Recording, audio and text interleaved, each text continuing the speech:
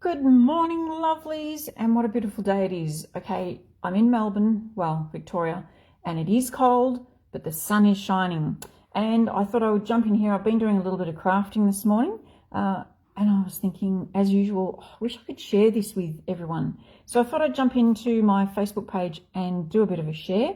Hopefully you can see what I'm doing down here because you can't see me, and hopefully you can hear me. I just threw together a really quick stand so that I can show you using our Stamp Shammy. So what I'm going to do is I'm going to use some colours. I'm actually using grape. I'm going to be using wisteria, and I'm also using the colour of the year, wild berry. Now this is a brand new ink pad, so that's going to be interesting to see how it goes. I'm going to start with wisteria, which I'll do off camera because everybody does know how to ink up a stamp, and if you don't, that's okay, I can show that. Hi to everyone who's watching. Hi Kate, and anyone who's watching on the replay, feel free to say something. Hashtag replay is great. This here is a Stamp Shammy. Now this is not what they look like when they arrive. They are beautiful, nice blue. This is very well loved, but it still works. Okay, so even when your Stamp Shammy gets to this point, it still works. The important thing is though to have it moist, so it's not dripping wet, but it is moist, otherwise you can't clean it off. Now just over the other side of the camera, I'm just going to ink up my stamp. No, I'm going to bring it over here because it's bouncing the camera. Okay, I'm inking up my stamp, and I'm just going to stamp on some paper. Now what I'm doing here is a bit of a technique that I'm going to be showing on Saturday, so don't look too closely. Tune in on Saturday to my Facebook page to find out more about what I've done. But this here, I can't remember what colour I'm doing. What colour am I doing, girls? Wisteria. Okay, so it's going to be a light colour, and I'm just going to stamp a little bit here. Now remember I said I had 3 colours that I wanted to stamp with? Well, I want to stamp all 3 colours on this. So how do I do that without cross-contaminating this ink? Well, first of all, I stamp off. Okay, so I've got my nice Stamp Shammy. I've stamped the first colour. I have stamped off, which means I've removed as much of the ink as I can off the stamp, and then I simply tap it. I might do it a bit of a twist depending on the stamp on my chamois. My stamp is now clean. Now if I wasn't going to use it again, what I would do is I would actually take the stamp off, put it back on the carrier sheet, no worries. But I want to use this stamp again. So rather than have maybe a little bit of moisture get into my next ink pad, all I'm going to do is just stamp it straight onto some scratch paper. And now it's dry enough. It doesn't matter if a little tiny bit of water gets onto my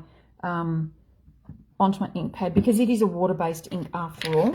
Wouldn't want to put water onto an oil-based ink. So then I'm going to ink up my next colour, and the colour I'm using now is grape. So this is a darker purple, and there it is, all inked up. I'm going to stamp next to this. So we're going to go here, hold it down for a couple of seconds, and there we go. There's no cross-contamination of the colours. Keeping in mind, if you didn't notice, I did do my light colour first and then my dark, just in case, but I do trust my Stamp Shammy and I do love it. So again, I'm just going to stamp this off. It gets most of the ink off the stamp. I pop it on my Stamp Shammy. Here we go, just like that. Give it a tap a couple of times down onto my paper just to make sure that's dry, because again, I'm going to stamp another colour. Just move this back. I'm going to move this. I'm just going to rearrange things so that you can see what I'm stamping. And next in with wild berry. So my third colour, open that up, pop that over there. I've got a nice clean stamp. I'm using exactly the same stamp. Now the difference with this and what we used to have, which was the spritz, which again was a fantastic cleaner, is the spritz was actually a solvent. I would never spray my stamp with the spritz, clean it off, and then use it again in an ink pad. What would happen is the solvent would actually then start to dissolve the ink on my ink pad. I'm just trying to get this so it fits in there somehow, which is not good. That's not what I want. I'm just going to pop this one down. There we go. Third colour. Good morning to everyone who's tuning in and saying hi. Third colour, stamp it off so that it's relatively clean. Now you can also pick this up. I don't have much space between my desk and the camera.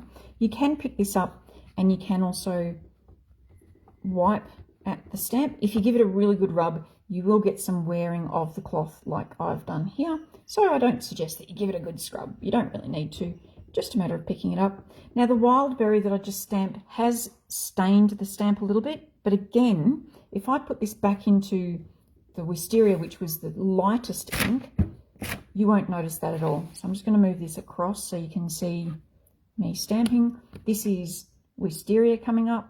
So I'm just going to ink up my stamp. There we go.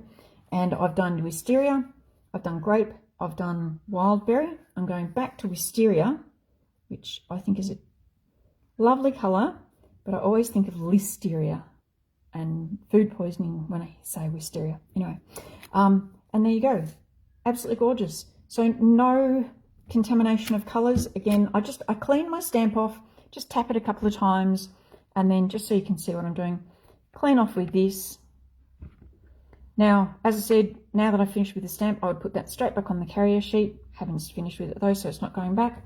And I've got some really beautiful colours on there with no cross-contamination of ink. I've been able to use the same stamp. I haven't ruined any of my ink pads because there's no solvent going onto my ink pad. It is just water. And there you go. Morning to everyone who said good morning. Kylie, once I got used to the fact that chamois stays dirty, I fell in love. Yes, to be honest, I have actually purchased a new one because I did kind of go, oh, I don't know if I can handle it dirty. I used to keep one side clean just to make me feel better, but this still works. Just once you've finished, you can let it dry out. It is best to let it dry out, otherwise it does go a bit manky and stinky. I'll just move this out the way so I can show you. That's it folded in half, by the way, ladies. It is a good idea to let it dry out, but once you then are ready to use again, just under some warm water, just squish it and you'll find some colour runs off and then it's all ready to use again. So that is the Stamp Shammy. You can find it on my website. I'm not going to do a big push, but I just wanted to show you if you do have one of these, that is how you use them. They are brilliant, really, really good tool to have in your kit. All right, that's it from me. I hope you have a wonderful day. Go out and enjoy the sunshine. For me, it's good for you, good for the health. As always, stay safe, keep crafting, and bye for now.